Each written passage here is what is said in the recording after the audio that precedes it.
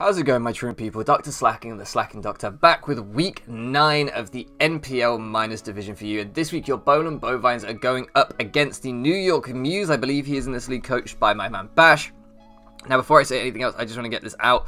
I'm really sick at the minute still. I've just had a full mug of Lemsip, if anyone knows what Lemsip is, to try and kind of clear my sinuses a bit and get myself unclogged. But I'm still feeling pretty crappy, so if my voice sounds a bit off or I seem a bit off, that's why. If I seem a little bit stoned on painkillers, that might also be why.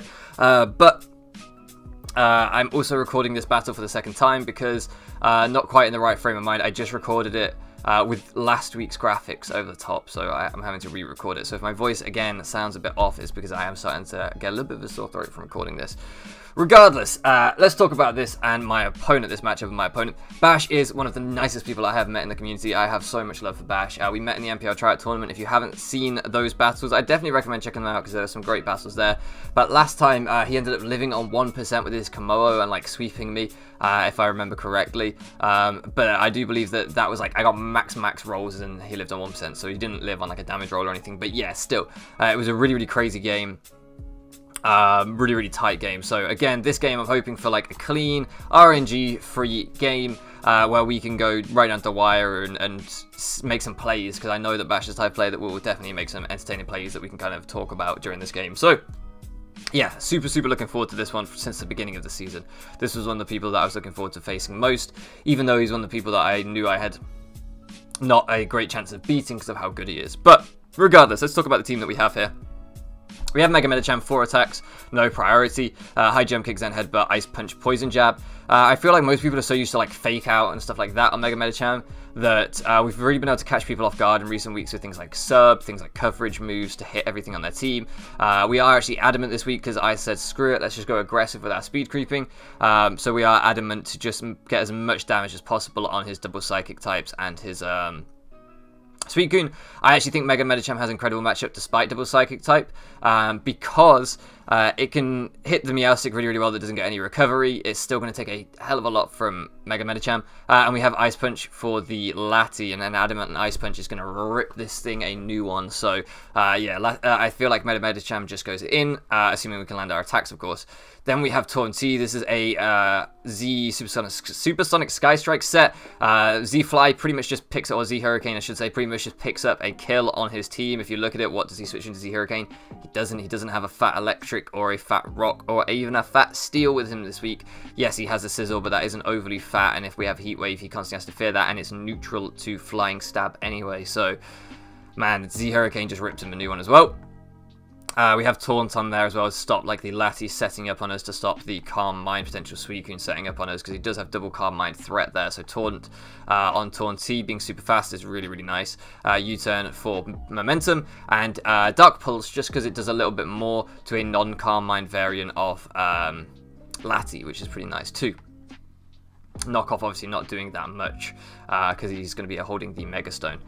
Then we have a I want to say Rocky Helmet Amoongus, not quite sure, but basically with Clear Smog to stop again the Suicune from being able to set up on us, and potential Spore, but I can't quite remember. It could even be AV, it could even be a Resist Berry. I can't quite remember, to be perfectly honest with you. This game was a little while ago. Then we have Atlas of, and he said Venomoth. That's not the right one. That's a Volcarona. The Volcarona here. This is a Leftovers Flame Body Fizz Def set with quite a bit of speed too. The idea being that we can just always come in on the Scissor, and unless he has Natural Gift Rock, you can't really touch us, so that's really nice. We have the Will-O-Wisp on here to burn things as well on his team. With hindsight, Bug Buzz might have been better because we are Flamethrower, Roost, Will-O-Wisp, and Giga Drain for the Suicune. Yeah, with hindsight, Bug Buzz might have been better, but regardless, that's the set that we've got. He doesn't know that we don't have Quiver Dance or Bug Buzz, so we can kind of play the mind games there if we never have to reveal one or two of our final moves. Then we have the Silvally. Frank here for the first time. I don't feel like I've utilized these cheap mons on my draft properly. So this week we have a defog Silvally Grass because it can always take on his best rocket in Donphan. Donphan was a pretty telegraphed rocker against my team, so we can always come in. Yes, if he's got Gunk Shot, he'll hit us hard, but why would you bring Gunk Shot against a team whose grass type is Amoongus on paper? You don't necessarily prep for Silvally Grass because it's a Silvally. But we could always come in, defog Parting Shot, multi multi-hit or multi-attack, whatever it's called, shenanigans. Then last up we have Barney. This is a kind of mixed defensive set with leftovers because we can always take 2 Surfs from Mega Lassie with our investment, and we can Pursuit Trap it, which is really, really nice. So, and we can get Rocks up as well. So that's the team. Looking at his team, I feel like Torn-T and Mega Medicham are going to go ham this week, and the other 4 are really just here to be defensive and supportive. These are our 2 primary win cons. So, I'm going to lead off with the Silver Valley Grass because my team is so Rocks weak with Torn-T and Volcarona that I expect him to want to get Rocks up immediately and lead it off with the Donphan. He does lead off with the Donphan, but he actually goes for the Toxic rather than the Rocks, which is fine by me because we do get some big chip off in this Donphan. Yes, it's leftovers, so we are only going to 3-hit KO it. Guaranteed, but that's fine. Here I'm going to go for the multi-attack again because I do think that there's a chance he could just like try and sack his Donphan to get Rocks up, and I really don't want that to happen. I always want to make sure that I try and keep Rocks off the field for as long as I can, so I'm just going to multi-attack again. And here he makes an incredible double into Conkeldurr as I go into Barney on the Latios that came in on me. Really, really good play by Bash, basically just applying a lot of offensive momentum. But here I'm going to go into Skyward, and he goes for the knockoff. Had he Ice Punch there, we would have been able to take it still, but I understand why he went for the knockoff because it's kind of a neutral play, not knowing if like the Amoonguss is going to come in, if whatever's going to come in, the Volcarona or whatever, I guess, that would resist the Ice Punch. Here we're going to fire off the Sky Strike because, like I say, it just guarantees a KO, and he gives me the Donphan, which is really valuable because now Silver Valley Grass is less like essential on my team because he's not going to get Rocks up against me, which is huge in this game. So I understand why he sacked Donphan though, because it was the least crucial member on his team as well, weirdly. So it was just like one of those things. Here we go into Barney on the Mega Lati after U-turning it out and getting some nice chip off with our Torn. I'm in a really difficult position on this turn because he reveals a hidden power fighting. I'm sorry, I'm just going to have to take a drink because I'm really struggling. He goes to hidden power fighting and it does a lot. It does a lot. I really expected Surf. I didn't expect hidden power fighting. I don't know why, I just assumed like he would run Surf.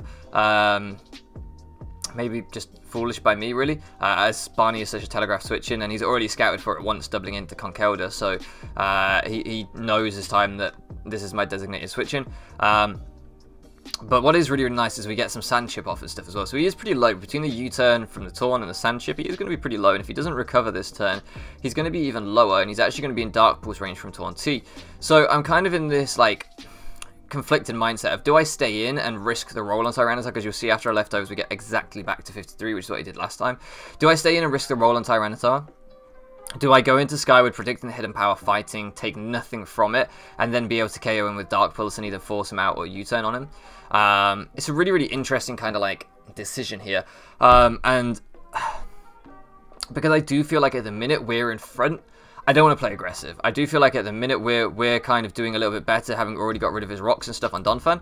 So I'm actually just going to stay in and go for the Pursuit because I don't want him switching out and preserving this thing or anything like that. And that still allows me to get in my Torn. He doesn't take Sand Chip this turn. It doesn't really matter anyway. The point still stands that we can KO for Dark Pulse from this range. Yeah, basically lets me get my Torn in for free, which I feel like is more useful. Unfortunately, U-turn won't be able to KO, and we've already seen the U-turn damage that it does. So instead, I have to go for the Dark Pulse to make sure that he can't just roost up on me, because if I U-turned and he clicked Roost or Recover, that would have been horrible. Here he goes into the Scissor on the Dark Pulse. We still get some nice chip off on Scissor, so I don't mind that, and we can go to Atlas and fish for the Flame Body Burn. We don't get it, but with lefties, we're taking like net 0 from that. He goes into Suicune, and I've got to fear the Calm Mind. So I go into Frank. We do have some speed on this thing. Even if he was sub, we should be able to break his sub, which would be my other fear. But I don't think he'll sub anyway because of Bug Buzz. So far, he hasn't seen a single move from my Volcarona. In fact, all he's seen is that we're leftovers. So subbing yes to Volcarona is not the best play. So with that in mind, we feel like we can go pretty safely into Frank, and he's either going to Scold or Calm Mind. And we actually crit here with the multi-attack. Thank God he lived on 1 because I didn't want to beat him with a crit. I just didn't want to do that.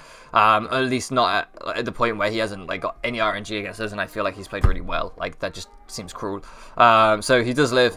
We're just gonna parting shot out here because obviously Frank is taking a lot of chip with the toxic damage, and he's just getting more and more set up, and we're not breaking him. I could have gone into like Medicham here and just gone for the high gem kick, for example, but it didn't really seem worth it because if he pulled a Sleep Talk Scold, that would have been pretty bad. So here we're just going to go into Amoonguss and clear Smog instead. We're basically just going to force him out because we're now showing him that this Suicune is not a win con yet. Like, he can't go for game this early. We actually have Taunt on Torn, Closmog on Amoongus, and Silvally Grass. He really doesn't have the matchup just yet with Suicune to go for game. So as he goes out into Scissor again, we're going to go back into Atlas again. Yes, it gives him his Suicune for free, but we can fish for the Flame Body Burn, and we're going to take nothing from that Scissor. The Scissor is pretty much hard-walled at the minute until he breaks us. Here he goes for the Scold as I go hard into Frank. He's just going to get more chip on us and just whistle us down faster. It makes perfect sense. But this time I'm actually going to get a bit ballsier and go for the Parting Shot because I've already shown him that the Suicune cannot set up and win from this point in the game. So I don't expect him to ever even bother. With that in mind, I'm just going to go for the Parting Shot and maintain offensive momentum. Go into Skywards and we're guaranteed to KO this thing pretty much with a Hurricane. But we miss. So that really sucks. We take 50 from the Ice Punch, but we can fire off another Hurricane and we miss. So that really sucks as he gets the double Ice Punch and KO our Taunty. That's the nature of Hurricane. That's why Super Sonic Sky Strike is so nice, because you're guaranteed to hit it. But yeah, that sucks. That's definitely some bad RNG on our part, but it does give us Medicham for free for the first time in this game to just click high jump kick and guarantee a KO pretty much. He maybe could have gone at the Meowstic, but we would have done so much to that thing. It's not even funny. Here the Meowstic does come in. And I'm actually going to go hard Volcarona, try and scare him out with the Bug Buzz potential. / Quiver Dance potential. We're going to get some leftovers back, and he does go out into Suicune. I can only assume fearing the Quiver Dance. I'm just going to go for the Flamethrower. He gets chip on everything. We don't have Bug Buzz. But he doesn't know that. He also can't predict from that we don't have Bug Buzz, because, for example, had he gone into Scissor there on a Bug Buzz, that might have made some sense. So my Flamethrower doesn't really give him too much information. Here we can go into Silvally Grass, and yes, with the Reflector, this thing can set up relatively well on me, but the crucial thing is I would have outsped his Suicune, and I could have defogged away the screen, which was far more valuable to me. Here he gets a recover off on the Lati, which does suck, because it now means he can switch into Mega Medicham's high jump kick, but with the screen up, he could have done anyway, so it is what it is. At least we get the screen down. I'm willing to sack Frank here to get the screen down. Frank has done his job. He's got rid of rocks. He's got the screen down one time, and that's the best I can do. He's going to be able to get the screen up later in the game, pretty much guaranteed, unless he sacks his Meowstic on a switch-in. But here we make a pretty fire play, just like he did with the Conkeldurr earlier in the game. We're going to have to play a little bit more aggressive now, because I guess my kind of more passive plays slightly earlier in the game with T.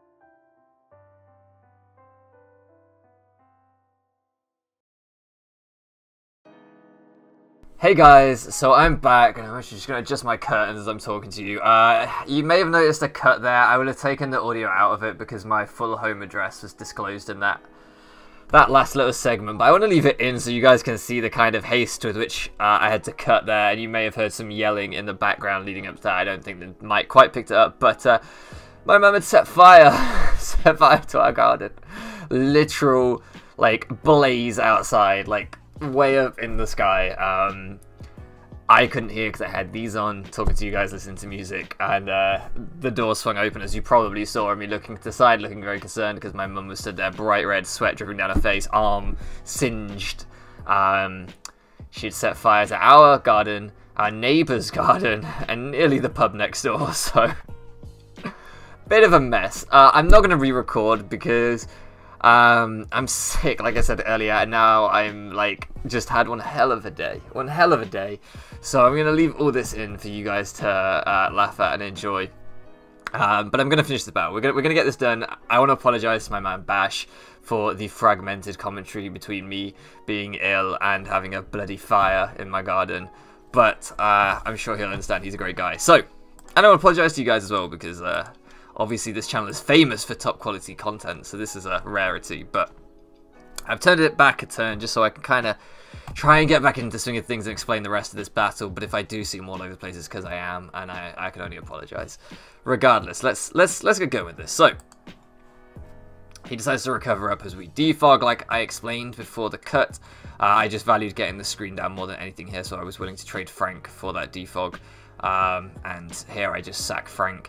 I'm not sure if sacking Frank was 100% the right thing to do, but basically I didn't know if Volcarona could take 2 Psychics for sure, and I didn't want to risk the roll, so it seemed easy to sack Frank, get Volcarona for free, where I could roost. And here, like I said, I make the aggressive play. I don't know if I covered this turn before the cut, so I'm going to explain it in full just in case I didn't. If I am repeating myself, I apologize. But basically we've seen so many times now that Suicune is a switch into Volcarona, and with the screen being down, this is a fantastic opportunity for me to actually get in Medicham on this double really aggressively, and because we are kind of in the back because the way things have gone, and I know that he's got screens on the Meow Stick, I feel like I have to play more aggressively now to win this game, because I didn't probably maintain the offensive pressure as much as I should in the early game. I kind of stopped making risky plays because I was in the lead, but Bash is a good enough player that really, like, I say in the lead, I just mean the very early turns where I felt like I was getting the better of the matchup. I was able to kill the Don fan, things like that, but Bash is a good enough player that really, he's forced his way back into this match 100%. So this double basically just guarantees me a KO or massive damage on the Meow Stick, which then means it can only probably set up screens once on me, which is the goal here. So here I'm just going to fire off the high jump kick. I could go for a read or whatever. I've seen that this Suicune doesn't have protect, which is crucial, but he actually just goes into the Meow Stick. And, you know, maybe I could have poison jabbed or something and tried to steal a KO there, but high jump kick still does 54%. It still does incredible damage. Here I am just going to go for the poison jab, and we actually crit and KO. Now, this could be really significant, because I don't know what Bash's game plan would have been from this point. Had he prankster T-waved me the following turn, that might have mattered to some extent. Had he pivoted out though and saved the Meow Stick on, say, 12% health, whatever it would have been left on, because it would have taken the poison jab, I think. I'm not 100% sure, but with the reflective, I think it would have taken the poison jab.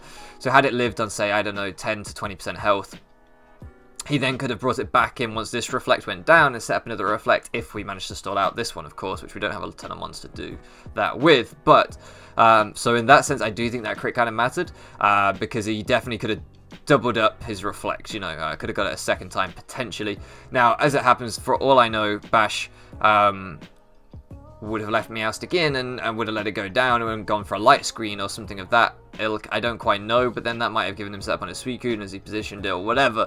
So it's really, really hard to say from this point exactly how that would have panned out, but I do think that crit potentially mattered for sure. Well, the one thing I would kind of add to that, though, is the 2 Hurricane misses on Torn meant that we didn't have Torn that could have been really useful in this endgame too, so it's RNG is Pokemon, right?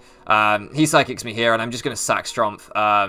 This was literally just a case of sacking the Amoonguss to get in the Volcarona, because I did make that aggressive double with Medicham. I wasn't able to roost up with Atlas to make sure that I was out of range of 2 Psychics on the switch-in, so this way I can guarantee that I can get, you know, out of range of it. And he actually goes into the Suicune, which is fine. I can just Giga Drain the Suicune here. And he can't really set up still, because one, he has to fear my Quiver Dance, and 2, without the Reflect, it's not that easy for him to set up while I'm just Giga Draining him down, and then he's going to go to sleep, and then I can get him Medicham.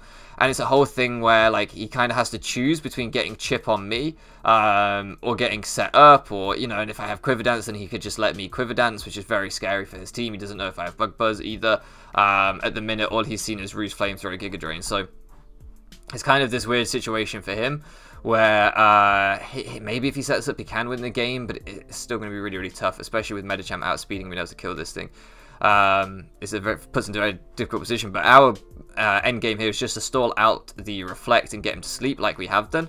And then basically to get in Medicham on a turn where we force him to go for rest. That's crucial, because Medicham at this range of HP will take a Psychic from Latios. It won't take a Shadow Ball, but I don't think he has room for the Shadow Ball. I think he's probably got Dragon Stab on there, or maybe some other coverage, but I don't think he'll have Shadow Ball. So really crucially, we've just got to get in on a turn where we think he's going to go for rest, which I gamble on here. We were at 100% with our Volcarona. Going for a Scold there seems so worthless. It seems much more beneficial for him to get back to full and potentially PP pressure stall our Giga Drains, which is exactly what I think he's doing at this point. And once he's done that, he may then go for the setup.